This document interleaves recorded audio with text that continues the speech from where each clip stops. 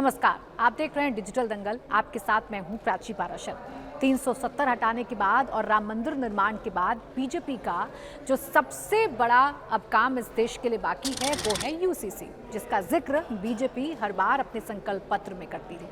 Uniform civil code लाने की बात सरकार करती है। यूनिफॉर्म सिविल कोड का मतलब ये है एक देश एक विधान, यानी तमाम नागरिकों पर एक ही कानून लागू होगा। सिविल कोड यानी कि नागरिक कानून लागू होगा। अभी हमारे देश में हिंदुओं के लिए अलग कानून है, मुस्लिमों के लिए अलग कानून है, जिसे मिलाकर एक करने की बात सरकार कर रही है, जिसका मतलब ये होगा कि एक शादी की इजाज़त हिंदुओं को होगी तो एक शादी की इजाज़त मुसलमानों को होगी। बहु विवाह पर रोक लग जाएगा और बेटियों को जो अधिकार नहीं मिल पाता है उस बेटियों को अधिकार मिलेगा। पिता की संपत्ति में बेटी को बराबर की हिस्सेदारी इस कानून के तहत दी जाएगी। हालांकि अभी यूसीसी का ड्राफ्ट सरकार की तरफ से तैयार नहीं हुआ है। यूसीसी को लेकर एक बार फिर बहस क्यों छिड़ी है, यूसीसी क्या है, यूसीसी को लाना कितना संभव है, ये आगे आपको बताऊं। उससे पहले सुनिए जरा गृह मंत्री अमित शाह ने क्या कहा। कि हमारे संविधान निर्माताओं ने हर व्यक्ति को अपने मूल धर्म में स्वमान के साथ जीने का अधिकार दिया है। लोभ, लालच, जबरन कोई किसी का धर्म परिवर्तन नहीं कराने से। और मैं मानता हूं आज जो वनवासी कुंभ यहां पर है वो अगर ठान कर जाता है हमारा जो भी धर्म है, वनवासी अनेक प्रकार की आस्थाओं से अपना जीवन ज्ञापन करते और उसी आस्थाओं से प्रकृति की पूजा करते हैं। और यही प्रकृति की पूजा हमें सनातन धर्म के साथ जोड़ती है। हमारा जो धर्म है इसकी रक्षा करने का संकल्प आज दिल्ली के इस मैदान से लेकर जाना है और वो ही हमें हमारी संस्कृति के साथ भी जोड़कर रखेगा और हमारे देश के साथ भी जोड़कर रखेगा। अब आपने देखा और सुना, गृह मंत्री अमित शाह धर्मांतरण को रोकने की बात करते हुए यूसीसी लागू करने की बात कर रहे हैं और साथ ही साथ ये भी बता रहे हैं कि हमारी सरकार ने यूसीसी उत्तराखंड और गुजरात में लागू करके दिखाया है और यहाँ ट्राइबल्स को यूसीसी से अलग रखा गया है। बड़ी बात यह है कि विपक्ष अभी तक यूनिफॉर्म सिविल कोड की चर्चा जब सरकार करती थी, केंद्र सरकार करती थी, तब विपक्ष सरकार से एक सवाल पूछा करता था कि आदिवासियों की चूंकि अपनी अलग अलग मान्यताएं होती हैं, तो जो ट्राइबल्स हैं इस देश में रहने वाले, क्या उन्हें भी यूसीसी में शामिल किया जाएगा, यूनिफॉर्म सिविल कोड में शामिल किया जाएगा। और ये कहकर हर बार सरकार को अनकंफर्टेबल करने की कोशिश की जाती थी, या यूं कहें कि यूसीसी पर एक रोड़ा अटकाने की कोशिश की जाती थी। अब गृह मंत्री अमित शाह ने साफ कर दिया है कि यूसीसी से ट्राइबल्स को अलग रखा गया है, यूनिफॉर्म सिविल कोड से ट्राइबल को अलग रखा गया है। अब क्या गृह मंत्री अमित शाह ने कहा है?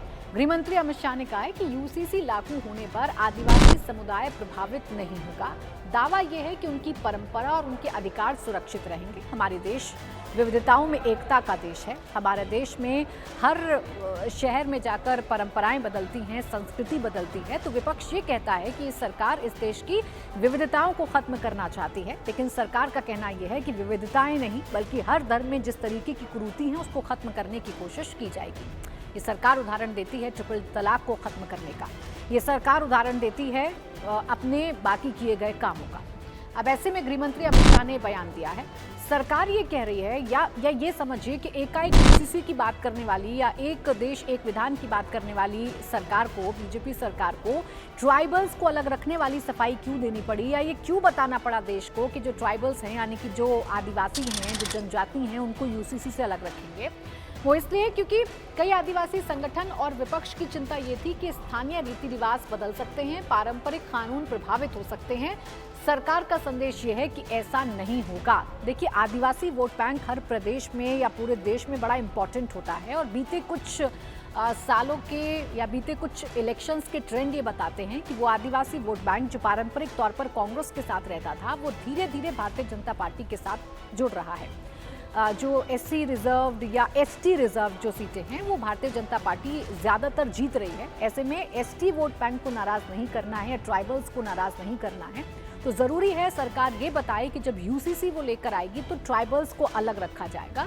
और इसके लिए जो उदाहरण है वो केंद्रीय गृह मंत्री अमित शाह ने उत्तराखंड का दिया। देखिए, इस देश में पहला राज्य है उत्तराखंड जिसमें यूसीसी लागू है। सबसे पहले यूसीसी उत्तराखंड में लागू हुआ, गुजरात में भी लागू है। तो केंद्रीय गृह मंत्री अमित शाह ने यही बताया कि एक देश एक कानून की बात जब हम करते हैं, जब हम यूसीसी की बात करते हैं, तो हमने 2 स्टेट्स में करके दिखाया है और उन दोनों स्टेट्स में हमने बताया कि ये किसी धर्म विशेष, किसी मजहब विशेष के खिलाफ नहीं है और आदिवासी लोगों को या आदिवासी जनजाति को इससे अलग रखा गया है। यूसीसी का असल मुद्दा क्या है? देश में एक समान नागरिक कानून हो, स्थानीय या धार्मिक परंपराएं जो हैं उनको खत्म कर दिया जाए। लेकिन ये बात सुन लीजिए, ये बात समझ लीजिए कि कई बार एक भ्रम फैलाने की कोशिश की जाती है, एक नैरेटिव फैलाने की कोशिश की जाती है कि ये आपके मजहब या धर्म के साथ छेड़छाड़ करने की कोशिश है, तो ऐसा नहीं है। बहु विवाह पर रोक लग सकती है, लेकिन आपकी शादी की जो प्रक्रिया है या शादी की जो पद्धति है आपके धर्म के मुताबिक, उस पर रोक नहीं लगेगी। अगर हिंदू रीति रिवाज में मंत्रोच्चार के साथ या 7 फेरों के साथ शादी होती है, तो मुस्लिम धर्म के मुताबिक निकाह जिस रीति रिवाज के साथ होता है उसी रीति रिवाज से होगा। तो ये भ्रम एक फैलाने की कोशिश की जाती है और सरकार बार बार यही कहती है कि संविधान में जब ये कहा गया है कि एक देश एक कानून हो, तो फिर विपक्ष इसकी मुखालफत क्यों करता है? तो विपक्ष कहता है कि सरकार ड्राफ्ट तो पहले देश के सामने लेकर आए।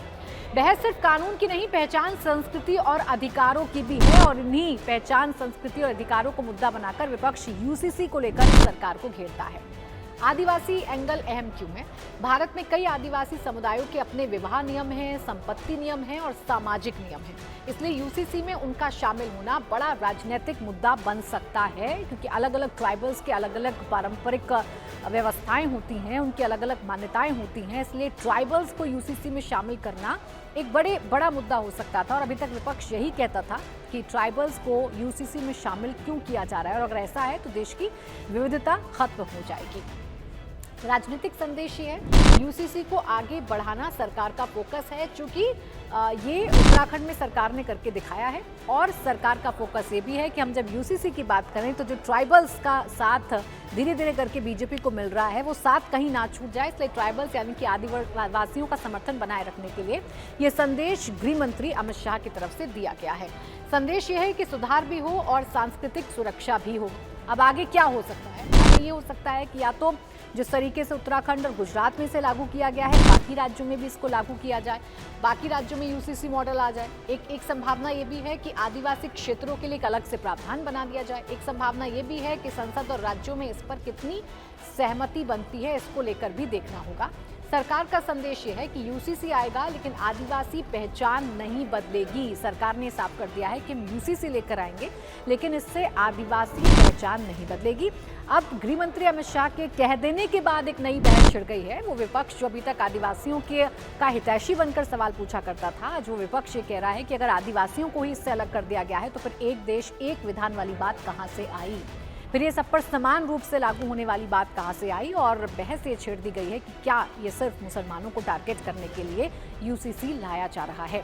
हालांकि सरकार बार बार ये कह रही है कि उत्तराखंड और गुजरात में हमने जब इसे लागू किया है तो ऐसा नहीं है कि किसी धर्म विशेष या मजहब विशेष को टारगेट किया गया है। अब देखना ये होगा कि यूसीसी कितनी जल्दी सरकार सफल हो पाती है। क्या अलग अलग राज्यों में इसे लागू करेगी सरकार या केंद्र में यूसीसी कानून जल्द से जल्द अमली जामा पहनाकर लागू करवाया जाएगा। हालांकि सरकार के सामने यूसीसी को लागू करवाना, यूसीसी को पास करवाना चुनौतियों से कम नहीं रहेगा, क्योंकि इस पर विपक्ष सीधे सीधे मुखालफत नहीं करता, क्योंकि यहाँ बात संविधान के हवाले से कही जाती है। लेकिन विपक्ष इफ एंड बट्स के साथ इसे अटकाने की कोशिश जरूर करेगा। इसी के साथ डिजिटल दंगल में बस इतना ही।